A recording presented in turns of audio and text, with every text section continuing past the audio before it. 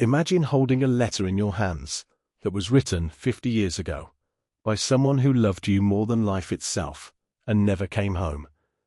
Now imagine that letter sat in a cardboard box, forgotten, lost in a government warehouse, while you spent decades wondering if he ever thought of you before he died. That's not a movie. That's not a novel. That happened. It happened to a real family in a real American living room on an ordinary Tuesday afternoon, and the words inside that letter changed everything they thought they knew about their father, their husband, their son. Stay with me, because what he wrote will stay with you forever. His name was James Calloway, 22 years old. From a small town outside of Knoxville, Tennessee, the kind of place where everybody knows your name, where Friday nights meant high school football and Sunday mornings meant your mama's biscuits. James was the kind of guy who laughed too loud and hugged too hard. His little sister, Carol, said he once cried at a Hallmark commercial and made everyone swear not to tell his buddies. He was all heart, every single inch of him. It was 1968.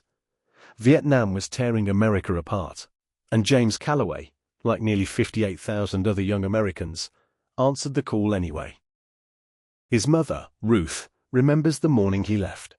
She stood on the porch in her housecoat, trying not to cry, because James had asked her not to.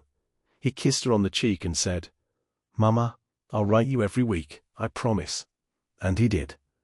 Letters came almost every Wednesday for 7 months. Letters about the heat, the food, the guys in his unit.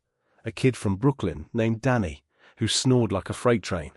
A quiet boy from Alabama named Marcus, who could whistle any song you hummed at him.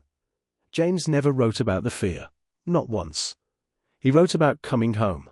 He wrote about the girl he'd met before deployment, a waitress named Elaine who had green eyes and a laugh that sounded like bells. He wrote about the truck he was going to buy, the fishing trip he and his dad were going to take up in the Smoky Mountains. He wrote about the future like it was already guaranteed. And then, one Wednesday, the letter didn't come. The next Wednesday, nothing. The Wednesday after that, silence. Ruth Calloway didn't need the military telegram to tell her what her bones already knew. Her son was gone, killed in action. Quang Tri Province, March 14, 1969. He was 22 years old and 9 days away from rotating home. 9 days. The family held themselves together the way so many families did back then, quietly, painfully, with casseroles from neighbors and hollow words like, "He died a hero," as if that was supposed to fill the chair at the dinner table. Ruth kept his room exactly as he left it, his baseball glove on the shelf, his copy of To Kill a Mockingbird dog-eared at page 112, the page he never finished. Elaine, the girl with the green eyes, never married. She said James had ruined her for everyone else, not because she was stuck in the past, but because she said she'd never met another man who made her feel like the most important person in any room, just by walking into it. Decades passed. Ruth got old. Carol grew up, had children, had grandchildren. Life moved forward the way it always cruelly does, with or without your permission. But here's the thing, nobody knew. Not Ruth, not Carol, not Elaine. James had written one final letter. The night before the operation that would kill him. He'd handed it to a fellow soldier, a man named Thomas Reed, and said, "If I don't make it back, make sure this gets home." Thomas Reed made it home. James didn't. But Thomas came back broken in ways nobody talked about in 1969. PTSD wasn't a diagnosis back then. It was just called being messed up, and men were told to drink it off and get back to work. Thomas spent years barely surviving his own mind. He never forgot the letter. He carried it with him, folded inside his wallet, then in a shoebox, then tucked into the pages of a Bible he barely opened but couldn't throw away. He just couldn't send it. Every time he tried, something stopped him. Guilt, grief, the feeling that delivering a dead man's last words might finally make it real, for him too. Thomas Reed died in 2019 at 74 years old. But before he died, in a hospice room in rural Georgia, he told his daughter about the letter. He pressed it into her hands and said only 5 words. "Make sure it gets home." Thomas's daughter, Patricia, spent 3 months tracking down the Calloway family. Ruth had passed in 2004. But Carol was still alive, 79 years old, living in Knoxville, with grandkids who'd never known the uncle whose picture sat on her mantel.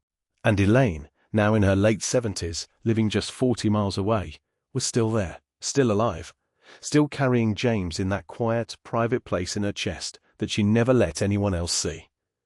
Patricia drove to Knoxville on a rainy October morning. She knocked on Carol's door. She explained who she was, who her father was, why she was there. And then she placed the letter, yellowed, soft as tissue, creased from 50 years of being carried, into Carol's hands. Carol called Elaine. They sat together at Carol's kitchen table. Two old women, a pot of coffee between them, a letter that had waited half a century to be read. Carol's granddaughter, who was there that day and later shared the story publicly, said her grandmother's hands were shaking so badly she could barely unfold the paper. This is what James Calloway wrote, the night before he died. Mama Carol and my darling Elaine, I don't know if I'll be around to send another one of these, so I'm writing this just in case. Don't be sad. I mean it. I've had more love in my 22 years than most men get in a lifetime, and that's on all of you. Mama, you raised me to be brave. I hope I've been brave enough. Carol, stop picking on Danny Patterson. He likes you. I can tell from how you pretend not to like him. And Elaine, my green-eyed girl, I need you to know that whatever happens over here, you were worth it. Not just the coming home, all of it, even the hard parts. You made me understand what I was fighting for. Don't wait for me if I don't make it, but please, remember me happy, because that's what I am right now, writing this. Happy.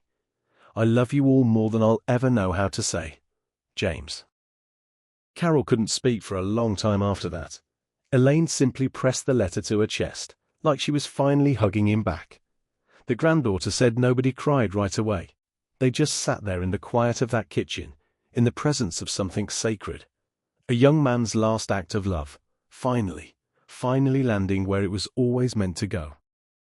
James Calloway was one of 58,220 Americans whose names are carved into a black granite wall in Washington, D.C. 58,000 lives.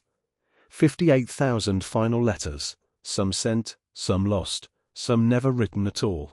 And here's what I want you to take with you today.